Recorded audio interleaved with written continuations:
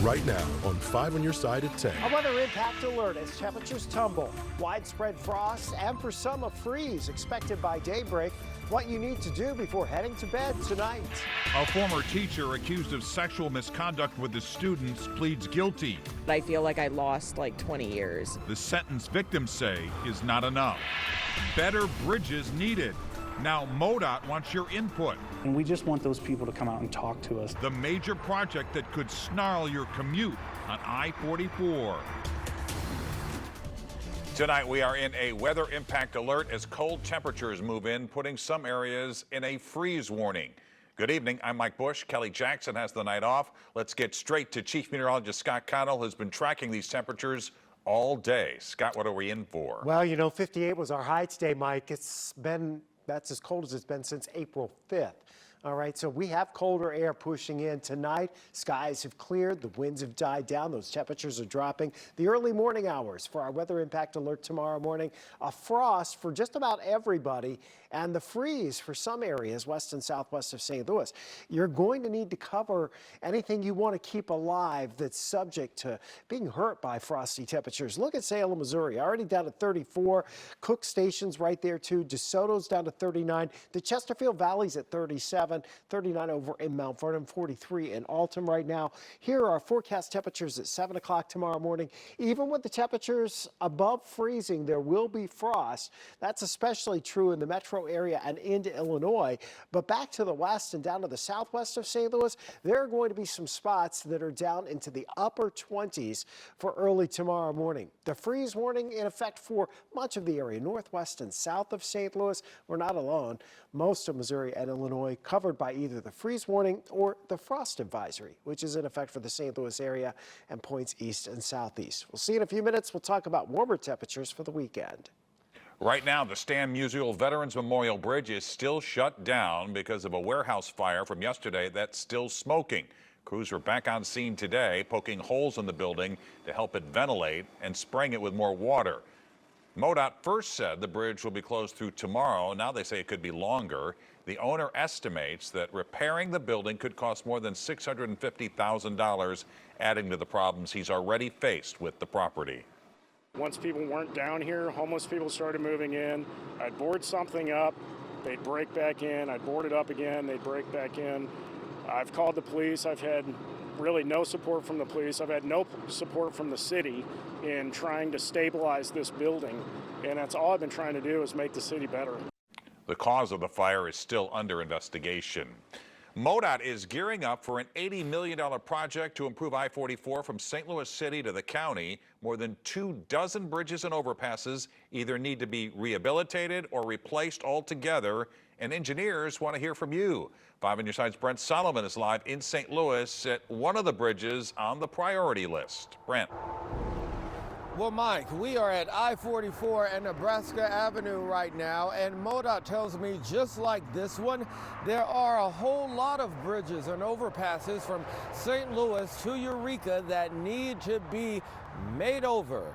That's why they want to hear from you on the best way to do that.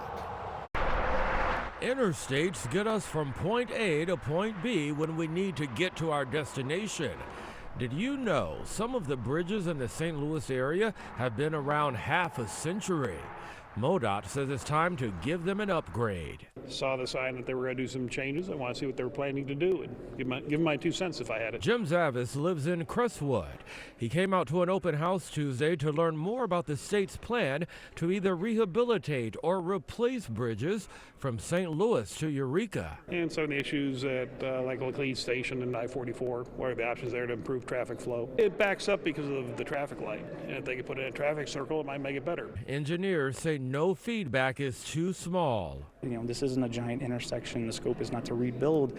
We're rebuilding bridges, but we're not completely changing intersections or design. That's out of the means of this project. But maybe there's some small items that we could tack on to some of the additional work that we're doing. Ryan Piercy with MoDOT says knowing your driving habits will guide planners as they get to work. How do they get around here? How do they live? What are some problems that they may see? Now, this is just us coming out and getting a bunch of additional information from people that live in these communities. It's important. You don't want to see anything fall down. We've seen bridges fall down in the past. It's good that they're listening. The question is, are they hearing? Back live now. We're a few years out from construction getting underway, but the feedback deadline is closing in. There will be another public open house come Thursday. That will be at the Missouri Foundation for Health. That information, along with an online survey in case you can't come in person, all of that is available right now at KSDK.com. Mike. The St. Louis Board of Education officially voted to fire Dr. Keisha Scarlett as superintendent. Scarlett appealed their first vote to fire her last month. This comes after an evidentiary hearing. The board put Scarlett on leave in August after an audit revealed financial problems in the district. Officials didn't give a reason for her firing. They only said they're still investigating. Scarlett says she plans to take legal action against the district.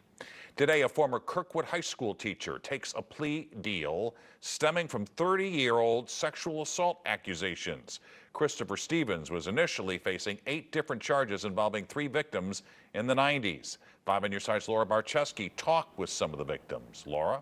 Mike, 5 years probation was not the result these victims had hoped for, and they still have concerns that Christopher Stevens could be a teacher again and someone else could be at risk in the future.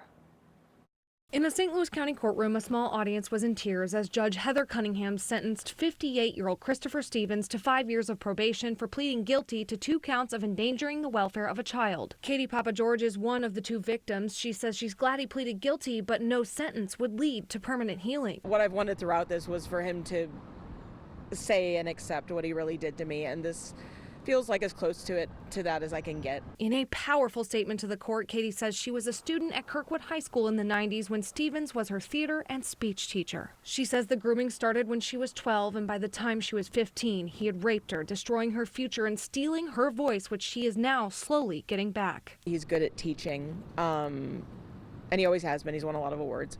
But I wouldn't consider him a good teacher because raping someone makes you not a good teacher. She's not alone. Katie says she talked with several victims, including Jill Wilson, who was by her side in court Tuesday. Jill reported Stevens to other Kirkwood faculty in 1997, but never heard anything else about it. He left the school in 1998. I always thought I was the last one. Now Jill is a theater teacher herself on a mission to do right by her students. It's really important for me to have my young girls see me come here right now and say, if there's ever anything that's happening that is, behind closed doors and it makes you feel uncomfortable, like something isn't quite right, then it's probably not quite right, and go immediately and tell a trusted adult right away. Part of Stevens' probation sentence is he will no longer be able to teach anyone under the age of 18, but Katie and Jill are still worried as he was a teacher at St. Louis Community College until 2019. I don't think he's safe, and there's such a thing as adults being at risk of sexual abuse,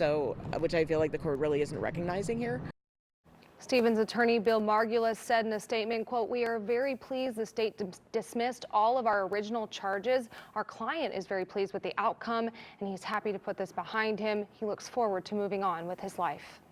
Right now, 4 people, including 2 police officers, were injured after an attack at a Pine Lawn City Board meeting. Police arrested Daniel Metz after he allegedly rushed the council members and started punching. Metz is the brother of Pine Lawn Alderman Gerald Metz, who was arrested last month for driving under the influence. One officer suffered rib and hip injuries. Another suffered a knee injury trying to stop him. 2 council members also suffered injuries. New information tonight about the incident that led to the arrest of 3 road construction workers. They're accused of assaulting an off-duty St. Louis County police officer. Activists are calling last month's incident near South Lindbergh and Lemay Ferry Road a racially motivated attack. Matthew Devlin, Garrett Gibbs, and Donnie Hurley II were in court today, where a judge denied their request for a bond reduction. They claim the off-duty officer, who is black, was drunk and the initial aggressor. According to court documents, witnesses told police Matthew Devlin was screaming racial slurs at the officer, and then a fight began. Police say the off-duty officer passed a field sobriety test. A new search tonight for a Belleville woman missing for more than 2.5 years. Instead of feeling hope, Beverly Logan's father is fearing the worst. 5 on your side's Robert Townsend is following this case. Robert?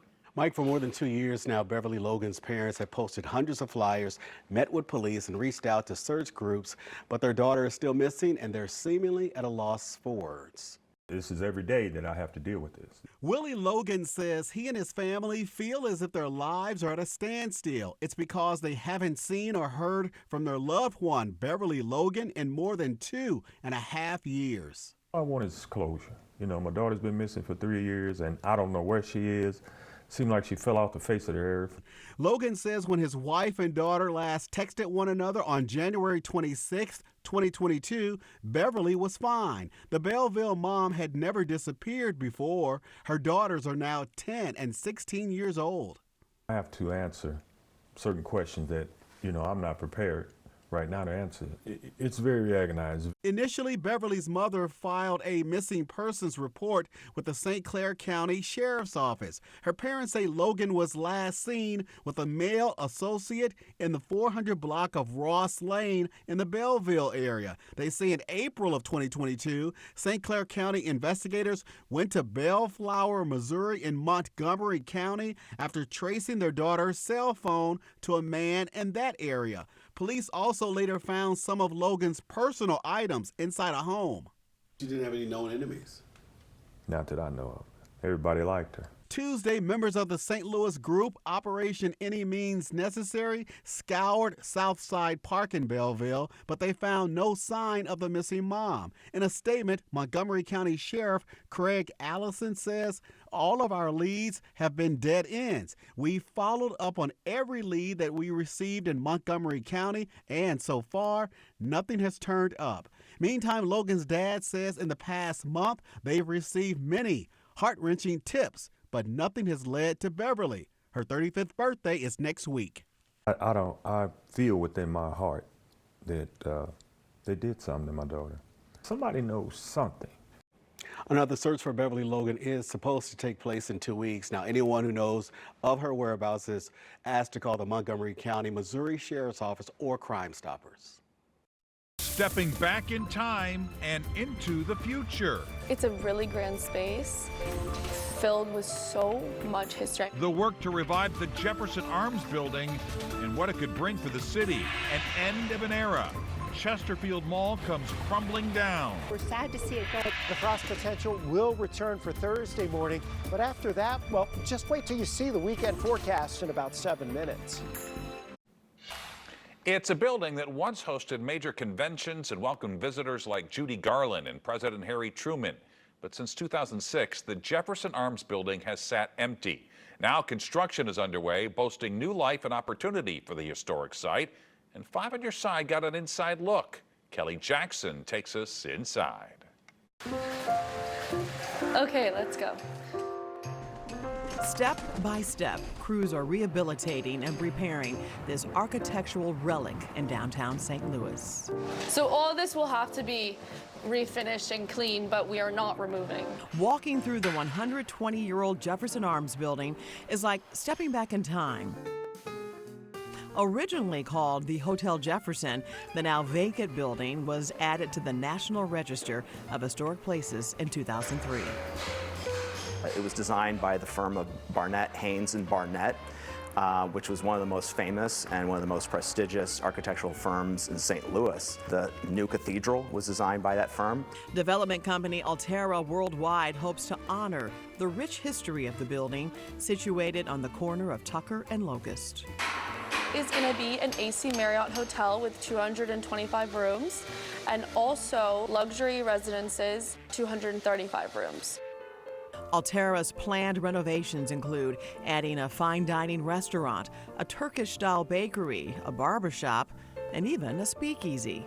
It's a really grand space filled with so much history. I mean, 1904. Every plan and blueprint, a callback to why the building was originally built. To satisfy a need for the increased number of visitors coming to St. Louis for the World's Fair. The 13-story building continued to break barriers beyond the fair, becoming a popular gathering spot, even hosting 2 Democratic national conventions. And in 1916, that actually was the re-election of Woodrow Wilson, and the convention was held right there in the Hotel Jefferson. Since shuttering in 2006, history and time has left its mark. In recent years, financing and lack of upkeep has threatened the future of the building. So although It has been through a lot. A lot of things remain, and I think that's a testament to when it was originally built. The Jefferson Arms, built to last, renovated for the future. People travel to Florence, Italy to see buildings that are 500 years old, and they spend a lot of money in Florence when they're there. I think St. Louis can generate a lot of economic activity off of their historic buildings. In 1904, it was the place to be, and it served the community so well. So we are honestly just so thankful for the opportunity to hopefully do the same. Kelly Jackson, 5 on your side. Alterra Worldwide says the construction is 70% complete and add that they're on track for a summer 2025 opening. Parking and security plans will be handled by Alterra Building Management Group. Today marked the end of an era as demolition began on the Chesterfield Mall. Excavators started this morning by tearing down the main entrance sign. The demolition will make way for a new project called Downtown Chesterfield. It'll include apartments, stores, and a 3.5-acre park in the center of the Mass complex. It's a plan residents say they're excited to see completed. We're very excited about having kind of our own downtown. And of course, there's members that have lived here for decades in our group that have the history of their children coming here and being dropped off. We're sad to see it go, but excited that there's a new life for this project. The demolition should take around 6 months, with the final project taking about 10 years to build. Chief Meteorologist Scott Connell joined us now with the weather impact forecast once again, talking about a weather impact alert because of chilly temperatures, right, Scott? It's going to be our first frost that's widespread across the area for early tomorrow morning. Even though east and southeast of St. Louis, your temperatures stay above freezing.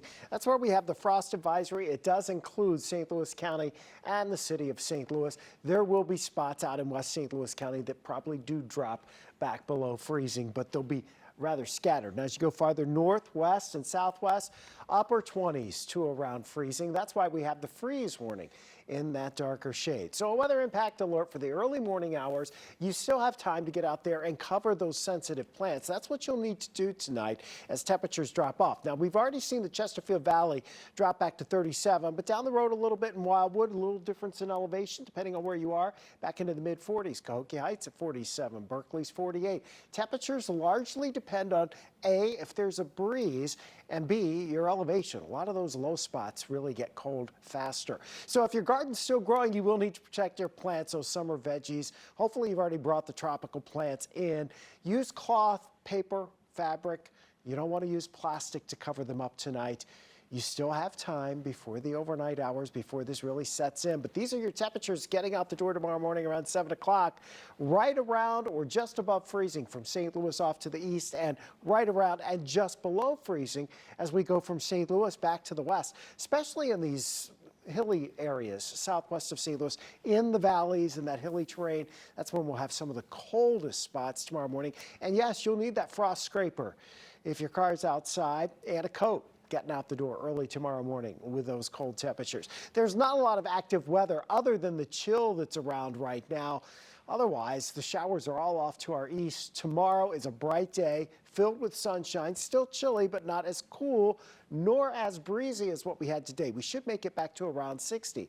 And if we get through tonight and get through tomorrow night, we really don't have another option, it looks like, for the rest of the month to see temperatures this cold and options for frost. So we're looking at another frosty start on Thursday. Effectively, though, tonight the growing season will end as we get widespread frost with some areas going below freezing. 48 right now at Lambert. We made it up to 58. Your dew point, though, at 29. That's a big number to remember. For the overnight hours early tomorrow morning, we are dropping back into the upper 20s to mid-30s tomorrow. After the frost, the sun returns. We're up to 61. It's really tomorrow morning, again on Thursday morning. But then after that, Mike, look at this weekend forecast. Temperatures go back into the 70s for highs. Overnight lows creep back into the 50s for early next week. So we will not be dealing with any more frost after we get past Thursday morning. So we've got tomorrow morning, we have Thursday morning. Keep your plants growing, and you got another couple of weeks. Taste of fall, but a brief one. Exactly. All right, Scott, thanks. Frank is here with sports. Mike, the Blues laid an egg. The Mizzou Tigers lost 2 players today. Robbie Avila gives us a little insight on his relationship with Coach Schertz, and a good day for Mason Wynn. This 5 on Your Side Sports Report is sponsored by Telly Tire and Auto Centers, driving your way since 1942. 3 things for sure in this world: death, taxes, and the Blues fall behind in every game. It's 4 for 4 now. The difference tonight, they made no comeback. Opening night was like my first car, a Vega, otherwise known as a clunker. Drew Bannister has to give this team the proper starting time from here on out. Minnesota on the power play in the first, they were flying. Ryan Hartman just moves in untouched and beats Jordan Binnington, and it's 1-0 Wild. The Blues special teams had issues. Second period, and the Wild get the shorthanded goal on a nifty play. Jacob Larco beats Binnington, who didn't have a chance. Blues had 2 goals called back. End of the second period, Ryan Suter scored, but it was after the buzzer. So we go to the third, dying moments of the game, and this is special. The goalie, Philip Gustafsson, will shoot and it will go in. A goal by the goalie. Wild win 4-1. First time it's ever happened to the Blues, allowing the goalie to score a goal.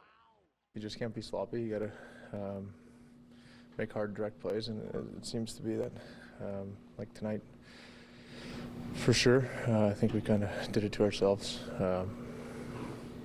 Power play goal, shorthanded goal.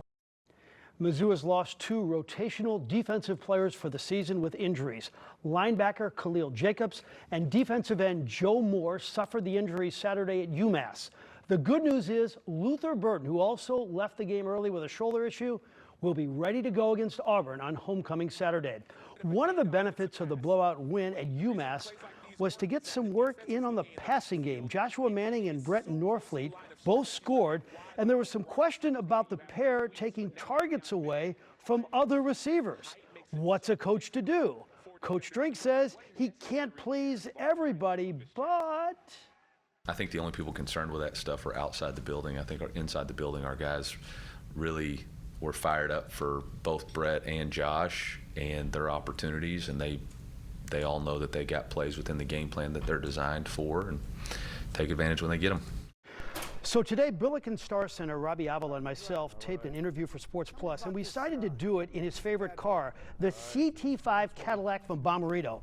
Oh, it's nice to have name, image, and likeness deals, isn't it? I asked him about his fun relationship with Coach Schertz. When he gives you a hard time, what does he say to you? He likes to try and go for my athletic abilities, which is kind of odd because, you know, he's a short, bald, and unathletic, you know, guy himself. And so we trade back and forth jabs, but I think ultimately I got the win over him when it comes to athleticism. It must be nice for Aaron Boone, the manager of the Yankees. So many weapons, and he got his best one going tonight. Aaron Judge, who hit 58 during the regular season, hit his first postseason homer. That's 414 feet. That is a 6-3 Yankees win, and that is a 2-0 Yankees lead in the series over the Guardians. 3 Cardinals have been named finalists for the Gold Glove Award. The rookie Mason Wynn, who was magnificent at shortstop. How about Brendan Donovan in the utility position? And Nolan Arenado will be attempting to win his 11th Gold Glove at third base. That is remarkable. What Aaron Rodgers wants, Aaron Rodgers gets. Aaron Rodgers wants receiver Davante Adams, and today the Jets pull off a deal with the Raiders to bring Adams to the Jets receiver room. The cost, a conditional 3rd round. Vegas was holding out hope a team would pick up some of Davante's salary, and the desperate Jets will do just that. And Mike, you being a fantasy player, I recommend this man, Davante Adams. Get to Davante. Too late for me, Frank. My season's over already. Coming up, what's black and white and now available 24/7. How you can now see pandas whenever you want. It's time for all-day Pandemonium. The San Diego Zoo has launched a 24/7 live panda cam. Anyone can access the camera, putting viewers in the middle of the zoo's 2 pandas in their habitat. And this comes on the same day 2 more pandas arrived at the National Zoo in Washington, D.C. Caught on camera and out of this world view, astronaut Matthew Dominic captured this view of the recent Aurora Borealis. A strong geomagnetic storm led stargazers as far as south as Texas to see the northern lights. Scott is here with a final check of the weather impact forecast. We got some great pictures Yes, we of did. the northern lights. And you know, we're right at that solar maximum too. So that's something else for the next 6 months to a year. You're going to have more opportunities for the northern lights. You also have more opportunities for frost and freezes, but we'll get one tomorrow morning. In a lot of spots, there's frost. In a few places, especially west and south of St. Louis, there'll be a freeze. Well, the weather impact alerts really for early tomorrow morning. Then after that, we're back to 61 with sunshine tomorrow afternoon, maybe a little frost early on Thursday as well. And there you have it. 5 on your side at 10. We're always streaming on 5+. The Tonight Show starring Jimmy Fallon is next. Don't forget to start your day with Today in St. Louis beginning at 4 a.m. and have a great tomorrow.